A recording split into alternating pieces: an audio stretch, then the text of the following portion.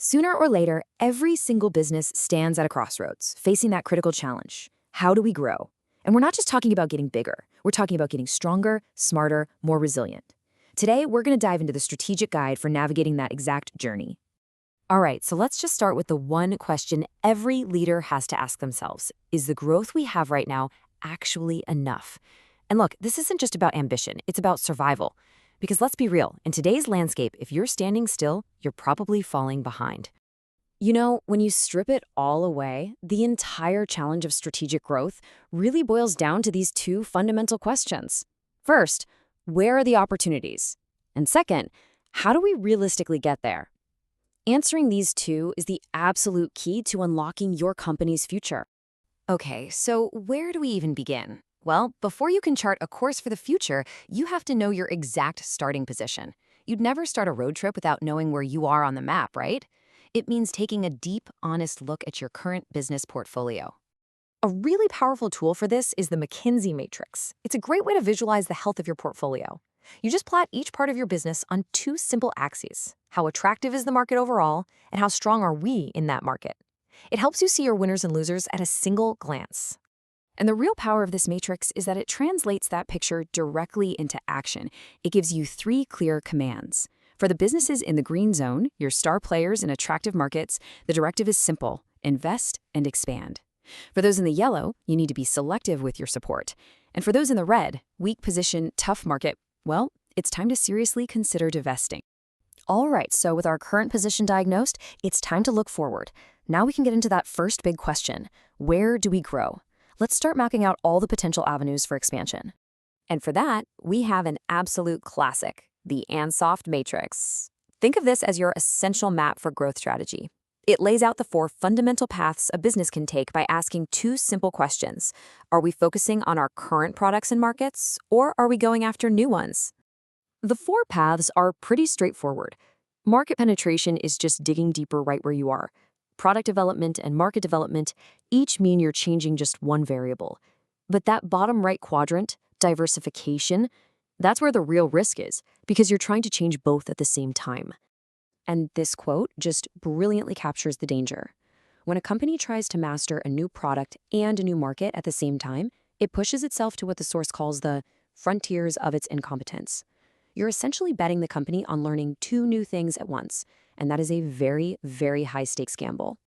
So we have the map. We know where we could go. But how do we actually make the journey? This brings us to the how of growth, the vehicle you choose to get to your destination.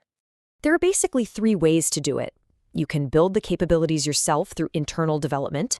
You can borrow them by partnering up with another company in a strategic alliance, or you can just buy them outright through mergers and acquisitions.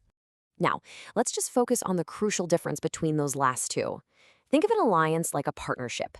Both companies stay independent, you cooperate, and there's a lot of flexibility. An acquisition, on the other hand, is a purchase. Ownership gets consolidated, it's all about integration, and it's often done to get key technology or just take a competitor off the board. It's a much more permanent move. Every path has its own set of hazards. And when it comes to business growth, the rewards can be massive, but the risks, they're just as profound.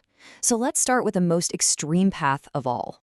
Radical innovation is the holy grail for a lot of companies. It's not just about a new product. It's about creating an entirely new market. This is where truly legendary growth comes from, but it is absolutely where the dragons lie. And this study from the Boston Consulting Group shows exactly why it's so tempting. The potential reward is just staggering. The data shows that the profitability of a successful radical innovation can be 40 times higher than the much safer path of simple market penetration. That's the prize everyone's chasing. But here's the reality check. With that kind of reward comes almost unbelievable risk. The reported failure rate for these big swing innovations inside established companies is a breathtaking 95%. So given that failure rate, it's really no surprise that this McKinsey data shows only a tiny fraction of executives, just 6%, are actually satisfied with their company's performance on innovation. It is incredibly difficult to get right. Okay, so if radical innovation is a minefield, what about those other vehicles we talked about? Surely alliances and acquisitions are the safer, more reliable routes to growth, right? Well, they come with their own serious challenges. So why do so many alliances fail? It's rarely about the technology or the finances. The biggest reasons are deeply human. A fundamental lack of trust between partners, no truly shared vision for the future, and clashing company cultures. And for acquisitions, the story is a bit different, but just as challenging. External economic forces are a huge factor, but internal execution is just as critical. A lot of deals fail because the promised sales numbers never show up, or because of a simple, messy failure to properly integrate the two companies. The plan looks great on a spreadsheet, but reality just doesn't cooperate. So we have maps that are hard to read and vehicles that are prone to breaking down. Navigating this complexity requires more than just tools and frameworks. It requires a guiding principle, a true north. And that's the ultimate takeaway here.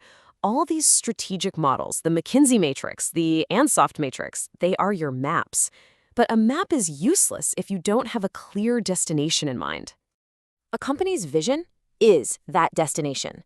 It's the strategic compass that keeps everyone aligned. It makes sure that every single decision, whether to invest, to partner, or to acquire, is another step in the right direction, moving you consistently toward your ultimate goal. So you now have the frameworks, the maps for the where and the how of business growth. But the most powerful question of all is the one that fuels the entire journey.